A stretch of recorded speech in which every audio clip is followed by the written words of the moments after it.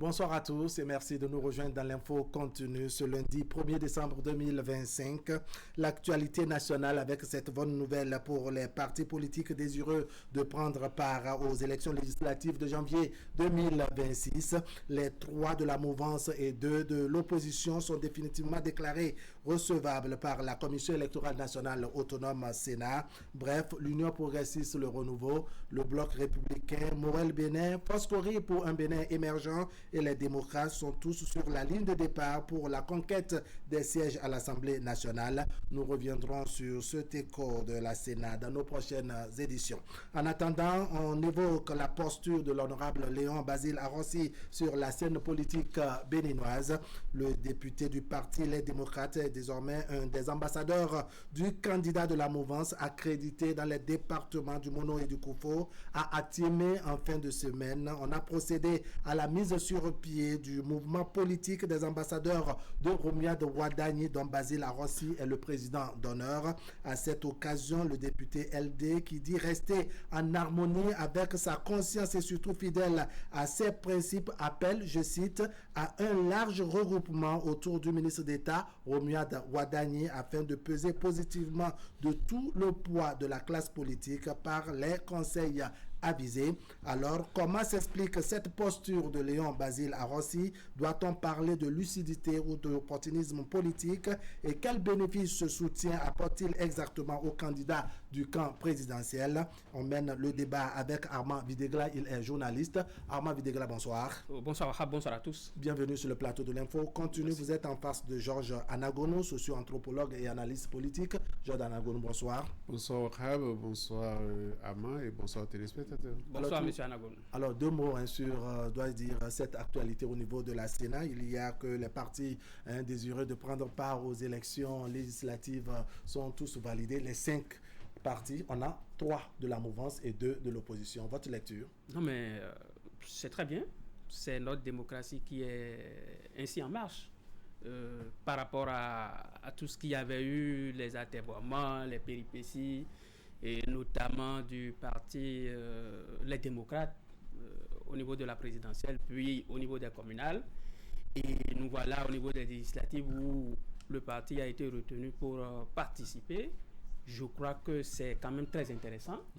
Et ça y va vraiment de la crédibilité de la Sénat, parce que tout ce qui s'est passé au niveau de la présidentielle et des communales, pratiquement certaines personnes ont jeté le tort sur la Sénat, et voyant une main invisible derrière.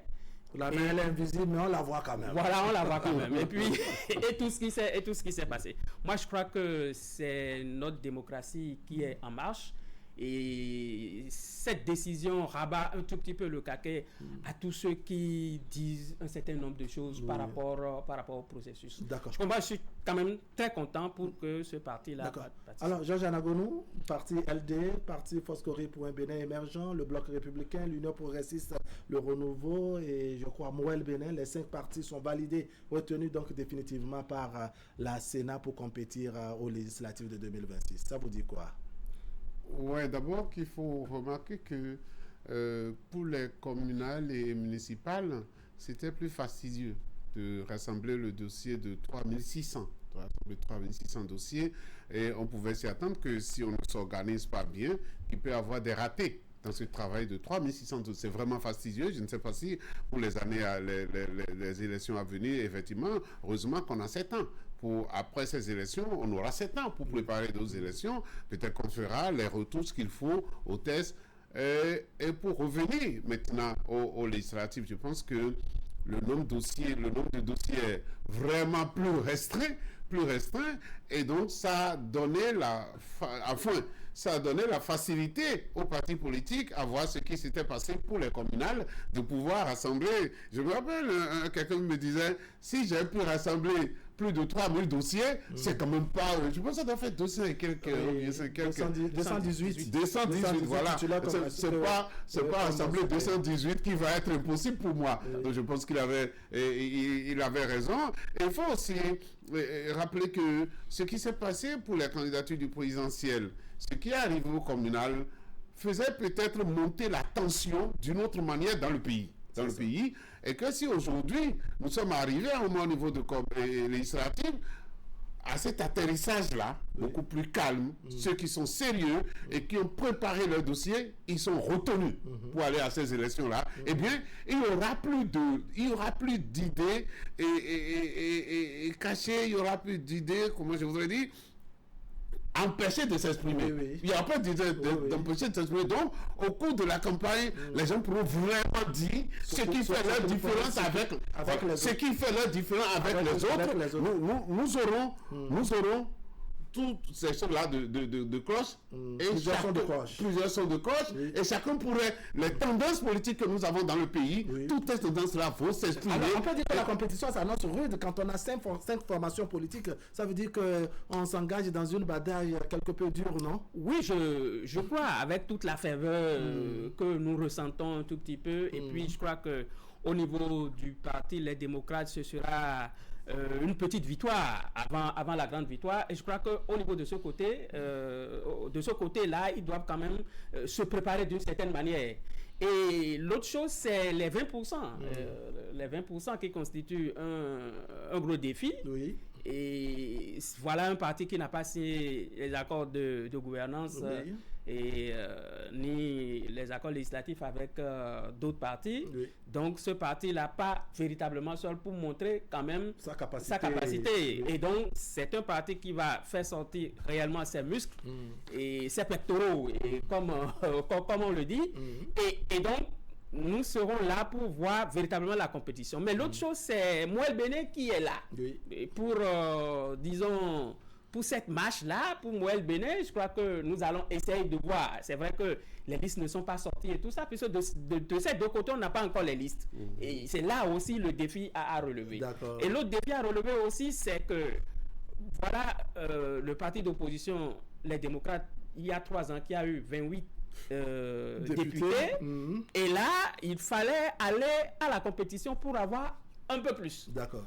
Mouel Béné n'étant pas à l'Assemblée nationale, aujourd'hui, Mouel Béné devrait quand même se frayer un chemin pour retrouver quand même, pour voir si il va retrouver un député. D'accord. Et l'autre chose, c'est les deux grands partis, le Bloc républicain et l'Union progressiste de le Renouveau. De 50, je crois que c'est 53 et je crois que c'est 28 de l'autre côté. Bon, est-ce que nous aurons le statu quo? Est-ce qu'ils vont travailler encore un peu plus pour maintenir l'hégémonie? Tout ça, c'est wait and see. Sans oublier FCBE qui est là avec ses accords et autres. C'est un détail non négligeable. J'ai quand même oublié parce que de ce côté-là, FCBE n'a pas de député de l'autre côté, on n'a pas de député de l'autre côté. Et voilà FCBE qui participe avec les accords. Et là, c'est... Encore une fois, wait and see. Alors, on peut se dire que la mouvance serait un peu bousculée. Cette fois-ci, quand on est absent, je parle de LD, quand on est absent pour la présidentielle, absent également pour le communal, on se dit que c'est le moment de mettre le paquet. Est-ce que les partis de la mouvance ne seront pas vraiment bousculés dans les différentes communes, les différentes circonscriptions électorales? Écoutez, vous voulez avoir le mandat du peuple, battez-vous. C'est ça. C'est ce que ça signifie. Ça va de soi. Ah oui, vous voulez avoir le mandat du peuple, eh bien battez-vous. Surtout lorsqu'on voit ce qui se passe aujourd'hui, en fait, en ces temps-ci, on a vu vraiment la valeur de ce qu'on appelle le député, ce qu'on appelle les honorables. Parce que cette discussion autour de la modification de la Constitution a fait sortir le rôle important qu'on donne aux députés. Tu dis, vous pouvez modifier notre constitution parce que la loi le permet. Cela veut dire que c'est un poste très important et désormais il ne faut pas donner ça à n'importe qui. Donc il y a déjà cette importance-là que les gens ont regardé, que les gens vont encore exprimer sur le terrain et prochainement. Mais c'est vrai qu'on a toujours dit, entre les deux, c'est vrai, il y a l'accord. S'il n'y avait pas l'accord, parce que les élections passées, il n'y avait pas ces accords-là entre les partis, et tout le monde était parti comme adversaire. Malgré qu'il y avait seulement 3, tout le monde était parti comme adversaire. Et donc, il n'y avait pas... UPR ne faisait pas cadeau au BR sur le terrain, mais peut-être que cette fois-ci, ça va se passer autrement parce qu'il y a les accords de gouvernance. Mais toujours est-il qu'il faut peser lourd dans la balance pour que même après les accords, nous puissions avoir la grande part du gâteau. D'accord. Allez, on va se donner un autre plateau pour cette actualité. Je préfère qu'on évoque parce que le temps passe. Non, il y a quelque chose. Il y a juste les mouvements des hommes politiques. Ouais, les mouvements des hommes politiques. Même le président de l'UPR a quitté une circonscription électorale pour une autre. D'accord. Il a quitté Cotonou pour, je dirais, Abomey. Voilà, pour une autre. Et vous constatez que déjà, comme le dit M. Anagonou, c'est-à-dire que nous sommes en compétition et les partis doivent quand même montrer leur force. Et voilà, partout besoin sera. Voilà. Et en plus, D'accord, allez, on évoque l'actualité. Juste une minute pour dire que, rappelez-vous, il y a 3 ans, la liste des démocrates. On ne les donnait pas, compte tenu de ce qu'ils conduisaient. Aujourd'hui, il y a succession d'orgueil. Presque on ne les espérait pas. Et ils sont au rendez-vous. Et donc, les autres partis doivent faire très très attention par rapport aux démocrates. Et par rapport au Moël Bénin. On évoque, je dirais, ce ralliement, pour ne pas dire ce soutien qui vient d'un peu partout pour Roumia Wardani, le candidat de la mouvement. Est-ce que vous notez un peu cet engouement autour du candidat du camp présidentiel? Oui, il y a des déclarations tout azimut, de gauche à droite, de tout ce, et puis il y a le rang. L'allégorie du rang et tout ça. Et donc, quelle que soit sa taille, on se débrouille pour rejoindre. Il y a un engouement aussi fort. Des fois, cet engouement même fait peur. Je ne sais pas si son état-major essaye d'étudier tous ces mouvements-là, d'où les gens viennent, qui sont-ils. C'est pas parce que nous sommes en période électorale qu'il faut accepter. Bon, il faut accepter tout le monde, mais quand même avec une certaine réserve. Parce que des fois, ça fait quand même quelque chose quand vous voyez tout le temps que quelqu'un se rallie, quelqu'un d'autre se rallie et tout ça. Mais on est à une période où on s'accommode avec les additions, les multiplications. Pourquoi on doit se réserver, on doit fermer la porte à ceux qui viennent, c'est ça? Non, on ne ferme pas la porte, mais il y en a que certains à travers la porte, d'autres à travers les fenêtres, c'est ça? Il y a trop de multiplication, d'addition, des fois ça fait peur. Ça vous inquiète? D'accord. Alors, il y a la gestion du pouvoir. Il y a un soutien un peu particulier qui, ma foi, devient également controversé. C'est le soutien de Basile Léon Rossi, n'est-ce pas, qui a tiré samedi dernier, je dirais, c'est davantage prononcé à travers ces images que nous voyons avec la complicité d'Augustin Bideko au niveau de la réalisation. Qu'est-ce que cela vous fait, malgré ces explications qu'il donne, lui qui est député de l'opposition, notamment le Parti des démocrates? Au fait, je ne sais pas, vous avez parlé du mouvement Les Ambassadeurs. Je pense, est-ce que Basile Rossi, il n'est pas parrain du mouvement? Il est président d'honneur. Il est président d'honneur. Et donc, je ne l'attendais pas là. Je ne l'attendais pas là, parce que son soutien, la déclaration de soutien de Wardani, pour moi, c'était un soutien de cœur. Un soutien de cœur. Parce qu'en fin de compte, reconnaissons que jusque-là, Wardani n'a pas encore sorti son programme. Wardani n'a rien dit encore de ce qu'il veut faire. Mais si vous ralliez à lui, c'est pourquoi alors? Alors, c'est là qu'il faut aller reconnaître qu'en fait, tous ceux qui se rallient à Wardani aujourd'hui, moi j'ai eu la chance de rencontrer la semaine dernière le président Adrien Ngouidi, qui a donné, quand il fait son exposé, vous voyez que c'est un ralliement de cœur. C'est un ralliement de cœur, et que le ralliement de raison ne viendra que lorsque le programme sera exposé. Le programme sera exposé. Alors, dans ce sens, le soutien de Basile Rossi ne souffre pas de ce dont on parle, Vinégla. Non, en fait, son soutien est un soutien venu spontané. Moi, j'avais dit que lorsqu'on est Basile Rossi, il est d'Atiémé, et Roumia Wardani, il est de quelques kilomètres plus loin. En fait, Roumia Wardani se retrouve comme son fils. Et c'est pourquoi moi j'ai suivi sa déclaration de dire j'ai eu la primeur de l'information. Je ne sais pas si un temps Roumia Wardani était chez le chef de l'État et dès sa sortie il a appelé pour dire papa et je serai sur la ligne. Donc il a eu la primeur et par conséquent il n'était pas quelqu'un de si loin. Mais tout à l'heure je l'ai entendu dire dans le débat. Et ça il faudrait que nous aussi on ait des occasions d'analyser ces genres de déclarations. Il dit avant jamais quelqu'un oui paix. Et il a dit de façon littérale, le gouvernement a bien fait. Et comme je suis opposant, en tant qu'opposant, je suis quand même tenu de reconnaître que le gouvernement a bien fait. Et cette déclaration elle vient qu'à la fin. Elle vient qu'à la fin. Parce que Basile Arrossi a été cet opposant raisonnable tout le temps au régime du président Talon. Oui. Mais de reconnaître... Opposant raisonnable, mais beaucoup ne le trouvent pas cohérent. Est-ce que vous voyez un peu le fonctionnement, pour ne pas dire, je dirais, l'évolution, la trajectoire de Léon Basile Arrossi dans sa politique, surtout de 2023 à aujourd'hui, lui qui est élu sur la liste du parti, les démocrates? Oui, je vais emprunter quelques expressions de M. Anagonou. Oui. En matière de trajectoire, le ralliement de cœur. Oui. Le ralliement de cœur. On a une certaine cohérence. D'accord. En matière de cœur. D'accord. Maintenant, en matière politique, puisque nous sommes en matière politique. D'accord. En matière politique, Oui. c'est, comment dire, En un dents peu, de- en en dents dents de de scie, scie c'est ça. ou sinusoïdal ou tout ce qu'on peut dire. Parce que moi, je ne constate pas un ralliement politique, comme on le dit. Je ne constate pas une cohérence politique à ce niveau-là. D'accord. La constante, la cohérence politique veut que ça soit Monsieur Arrossi qui apporte son soutien naturellement à un candidat de son camp. D'accord. À un candidat de son camp. Oui.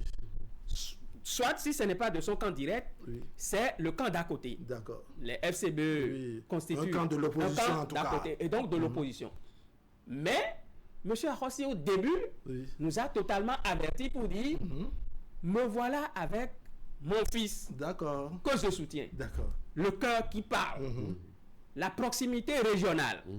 Parce que Atiémé et Lokossa sont des communes voisines. Et dans notre culture, quand on dit des communes voisines, vous voyez ce que ça veut dire? C'est une imbrication qui ne dit pas son nom. Les populations sont entremêlées. Si vos cousins sont à côté, vos parents sont à côté. Donc, vous êtes le père, la mère de presque toutes les familles à la fois. D'accord. Et donc, de ce côté-là, je retrouve une certaine cohérence. Mais politiquement et idéologiquement, bon, je sais que chez nous, l'idéologie pose un certain nombre de problèmes, mais politiquement, M. Arrossi n'est pas cohérent. D'accord, vous ne le sentez pas cohérent, mais Voilà. il est un homme de cœur. Voilà, il est un homme de cœur. Et j'ai suivi, il dit, Wadaï n'est pas talon. D'accord. Wadaï n'est Oui. pas talon. Mais là, il y a une logique quand même. Il y a une certaine cohérence.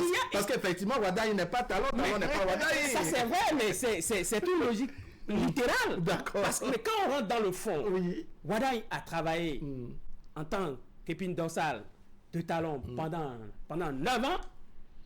Et Wadaï est comptable de la gestion de talon. Et il vient de dire tout à l'heure, comme le dit M. Anagonou, il dit Avodjekenton et pas. Oui.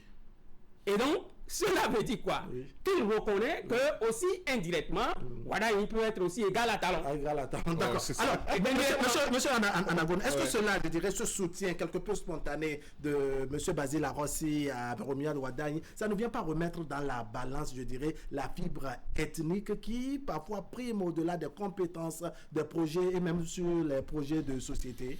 Oui, en même temps, il faut Parce que faire, depuis de il tout, faut on se faire dit que attention bon, la lorsque, question- oui. il faut faire attention lorsqu'on utilise les termes. Oui. Moi, je n'ai pas voulu évoquer le terme ethnique à ce En niveau-là. effet. Parce que, voilà, et Arrossi aurait été exceptionnel si, malgré la candidature de Wadaï, il continuait dans sa position de départ. D'accord. Il aurait été exceptionnel. Parce qu'en fin de compte, voilà son enfant dans sa propre maison D'accord. qui se déclare candidat. D'accord. Vous voyez ce que je veux dire? Et comment va-t-il faire pour dire je ne supporte pas cet enfant-là? L'erreur qu'il ne faut pas. En fait, ce qu'il ne faut pas chercher à faire, Oui. c'est de chercher à raisonner en fait, à dire techniquement ce que j'ai fait. Bon, non, on va passer à côté. Et c'est ça que Vinegar venait de signaler pour dire Wadaï n'est pas talent. Oui. Mais en réalité, il est en train de juger Wadaï sur le résultat de talent. En effet. il a dit ça, c'est ça qui a mené... Parce que là où les téléspectateurs et d'autres, je dirais, amis internautes s'interrogent, c'est comment on arrive, n'est-ce pas, à être LD, à être un candidat de l'opposition, à combattre Romiad Wadagne qui appartient à un gouvernement, parce que combattre Talon, c'est combattre, je dirais, même les actions de Romiad Wadagne qui est ministre sous Patrice Talon. Donc, on se dit, mais quand même, ça va de soi. C'est ce que je dis. Il ne faut pas chercher à expliquer techniquement. Si vous expliquez, vous voulez faire technique, vous allez passer à côté. Vous allez passer à côté. Et donc, il faut trouver que toutes les actions se font, les actions de cœur. Je disais tout à l'heure que j'ai eu la chance de rencontrer le président Adrien Mbedi. Quand il veut expliquer aussi, c'est qu'il nous dit, bon, Wadagne, je le connais depuis jeune âge, même quand il était au collège, là encore n'est pas venu un raisonnement technique, politique non plus. Mais ce dont, et moi je disais, dès que Wadagne a été choisi, j'avais dit un choix divin. Un choix divin, je pense que j'ai sorti un article dans les journaux pour dire ça, que c'était une inspiration divine que Talon ait choisi Romiad Wadagne. Pensez un instant, si Talon n'avait pas choisi Romiad Wadagne, vous pensez que Arossi serait dans cette difficulté-là de voir que le candidat à côté de sa porte? Et puis, il y a quelque chose. Wadagne même l'a dit quand il était à Parakou, en évoquant son papa, les relations qui ont existé entre eux. Et le vieux Nestor Wadagne, c'est un vieux qui, en réalité, était bien avec tout le monde, malgré sa ligne politique. Et donc, il va bénéficier de cela. Beaucoup, moi je vois beaucoup dans le département du Mono-Koufo qui vont te dire, moi je ne peux pas faire ça, Nestor Wadagne. Vous voyez ce que je veux dire? Et ça, c'est juste la raison. La raison, ça. Donc, si on cherche les liens politiques, on n'aura pas. C'est ce que je dis. Alors, cette question de fibre, je dirais, ethnique, sans être négatif, hein, parce qu'en dépit de tout, on n'est pas là pour faire l'apologie. On va retirer. Cette proximité qu'on a, parce que bon, après tout, on a une certaine familiarité, une certaine proximité avec Romiad Wadagne et autres. Est-ce que bon, cela ne devient pas une corde à notre cou, ou bien au cou, dans le contexte ici, une corde au cou de Basile Arossi qui se dit, après tout, c'est mon fils, je ne peux pas m'en détacher, je ne peux pas m'en passer. Si mes amis les démocrates me comprennent, c'est bon. S'ils ne comprennent pas, advienne que pourra. Oui, et il a dit qu'il a partagé avec le président tout le temps, le président du parti tout le temps. Et vous voyez, il dit que le président n'a pas obtenu vraiment son accord. Le président l'a compris, mais ne lui a pas donné son accord formel. On va y arriver. Il va jamais donner quand même un accord parce que lui-même a un candidat. Voilà. Là, c'est vraiment politique. Et on ne peut jamais expliquer. Voilà, on va juste un peu en arrière, juste un peu en 2015. Mais on allait aux élections en 2016, mais qui savait que M. Adrien Mbedi allait faire le jeu de Zissou, lui qui a combattu tout le temps Yaye Boni qui est devenu son opposant.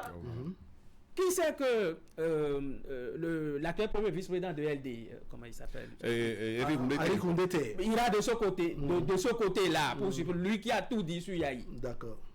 Qui sait? Oui. Et ces exemples-là, nous allons... Il y en a en quantité. On en a en quantité. Et donc tout ça, le cœur gère, un ralliement du cœur, oui, mais un ralliement politique, non. D'accord. Et de ce côté-ci, comme vous le dites bien, mais qu'est-ce qu'il ira dire à ces populations-là qui sont toutes ensemble, qui parlent presque la même langue? Ceux qui l'ont mandaté en 2023. Voilà. Et qui se disent, bon, vraiment, nous avons quelqu'un de chez nous, nous avons notre frère, notre fils, notre parent. Voilà. Qu'est-ce qu'il ira leur dire? Moi, je ne saurais le dire. Il a déjà fait son choix. C'est ça. Je ne vais pas rentrer dans ces détails. Je finis parce que l'incohérence dont on parle, vous voyez, nous sommes aux élections générales.